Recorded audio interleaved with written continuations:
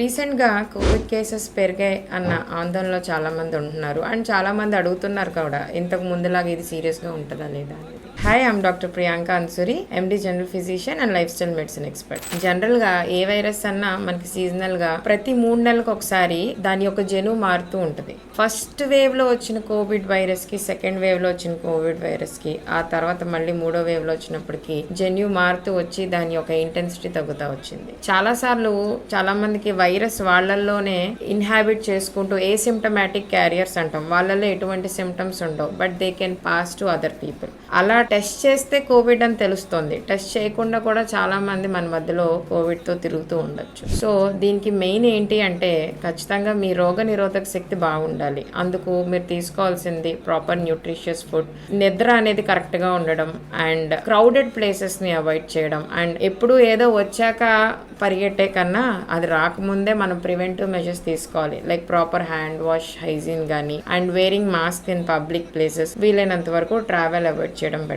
ఒకవేళ మీకు జలుబు ఏమైనా వస్తే ఆర్ దగ్గు కానీ, yes, take symptomatic treatment like any other. మీకు కోల్డ్ వచ్చినప్పుడు ఒక వారం కూడా మీకు తగ్గట్లేదు ఆర్ సిమ్టమ్స్ ఇంక్రీజ్ అవుతున్నాయి అంటే get a checkup done with a doctor. వాళ్ళు మీకు చెప్తారు ఏంటి అనేది.